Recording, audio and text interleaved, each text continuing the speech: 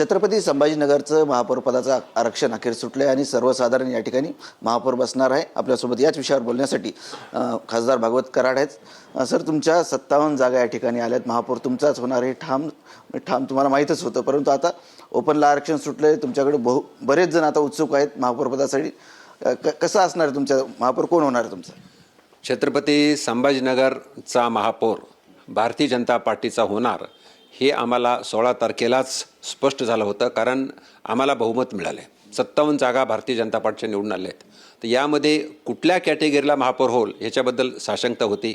आम्ही वरीड होतो, जर एसटी रिझर्वेशन निघालं तर एसटीचा उमेदवार किंवा एसटीचा नगरसेवक आमच्याकडे नव्हता, पण सुदैवानं आता एसटी निघालेलं नाही आहे।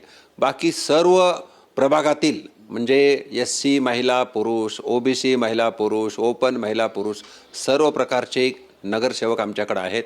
आणि आत्ता जे ओपनला जे नगरसेवक मिळालेलं आहे, नगरसेवकाला जी संधी मिळणार आहे, तर आमच्याकडं भरपूर ओपनमध्ये नगरसेवक निवडून आलेत आणि योग्य त्या उमेदवाराला नक्कीच संधी मिळेल। आणि ह्यासाठी पक्षश्रेष्ठी अर्थात आपल्या राज्याचे मुख्यमंत्री माननीय देवेंद्रजी फडणवीस साहेब आणि प्रदेशाध्यक्ष माननीय रवींद्र चव्हाण साहेब आणि आमचे प्रभारी बावनकुळे साहेब जो निर्णय घेतील तो आम्हाला मान्य असेल। परंतु सर्वसाधारण महापौर पद आहे, या ठिकाणी कसे तुम्ही हे लावणार आहेत का की सर्वसाधारण जागेतून निवडून येणारच महापौर होईल, किंवा कारण ओबीसी पण महापौर होऊ शकतो, ओबीसींना पण संधी मिळणार आहे का? याबद्दल निर्णय सुद्धा प्रदेश लेवललाच घेतला जाईल। मला आठवतं आहे 2006चं महापौर जे होतं ते ओबीसी होतं, मला मिळालं, पण 2000 सालचं महापौर जे होतं त्यावेळेस ओपनचं होतं, पण मी ओबीसी होतो। ओबीसी चेहरा एक चांगला चेहरा वाटला तत्कालीन नेत्यांना, म्हणून मला महापौर दिलं। म्हणून ओबीसी करायचं का ओपन करायचं हे पूर्णपणे पक्षश्रेष्ठी ठरवतील। महाराष्ट्र भारतीय जनता पार्टीच्या वतीनं जो निर्णय होईल तोच इथं आम्ही अंमलात आणणार। सर्वात महत्त्वाचं म्हणजे शिवसेना आणि भाजप तुम्ही या ठिकाणी वेगवेगळं लढलात, आता तुमच्याकडे 57 जागा आहेत, तुम्हाला एक मत कमी आहे, मग शिवसेनेची मदत घेणार आहात का, त्यांना सोबत घेणार आहात का तुम्ही? महापालिकेमध्ये महायुतीची सत्ता यावी ही आमच्या सृष्टीची इच्छा आहे। आणि सुदैवानं भारतीय जनता पार्टीचं इथं बहुमत आहे।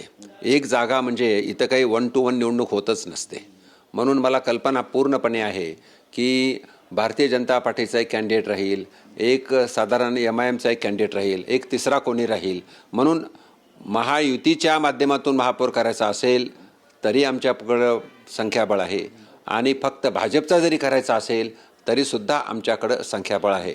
म्हणून शेवटी हा निर्णय पक्षश्रेष्ठी आणि आपल्या राज्याचे मुख्यमंत्री माननीय फडणवीस साहेब घेतील, त्यावर सुद्धा मी टिप्पणी करणं योग्य नाही। फक्त एकच सांगू इच्छितो, संभाजीनगरच्या 20 लाख जनतेने जो आम्हाला विश्वास दाखवला आहे आणि जो कोणी महापौर होईल तो जनतेसाठी समर्पित राहील, आणि संभाजीनगरला एक विकसित संभाजीनगर करायचं हा आमचा जो शब्द आम्ही दिलेला आहे, हे जे आमचं ध्येय आहे ते करण्यासाठी सर्व दृष्टीने संभाजीनगर विकसित कसं होईल।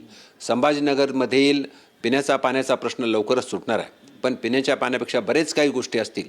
वाहतुकीचा प्रश्न असेल, पार्किंगचा प्रश्न असेल, रस्त्याचा प्रश्न असेल, पथदिव्याचा प्रश्न असेल, बेरोजगारांचा प्रश्न असेल, वेगवेगळ्या केंद्र सरकारच्या आणि राज्य सरकारच्या ज्या स्कीम्स आहेत त्या प्रभावीपणे या भागामध्ये कशा चांगल्या तऱ्हेनं मांडल्या जातील आणि चांगल्या तऱ्हेनं राबविल्या जातील। विशेषतः प्रधानमंत्री आवास योजना आहे, मुख्यमंत्री आवास योजना आहे, आजच पेपरला बातम्या आल्यात, हे सर्वांना न्याय कसा मिळेल त्यासाठी आम्ही प्रयत्न करणार आहोत। म्हणून एक आदर्श महानगरपालिका यासाठी आम्ही सर्वजण प्रयत्न करू, आणि अर्थात आम्ही सर्व जे सिनियर भाजपचे पदाधिकारी आहोत ते महापौरला पूर्णपणे कॉपरेट करून महापौरच्या नेतृत्वामध्ये एक विकसित संभाजीनगर, विकसित महापालिका करणार आहोत। नक्कीच होते भाजपचे खासदार भागवत कराड, आणि महापौर कोण असेल याचा निर्णय वरिष्ठांना विचारून केला जाईल, आणि शहराला विकसित शहर बनवण्यासाठी सर्वतोपरी आम्ही सगळे नेते प्रयत्न करू असा त्यांनी विश्वास व्यक्त केला आहे। कॅमेरामॅन अमित आडेसह संजय सर्वोदय TV9 मराठी, छत्रपती संभाजीनगर।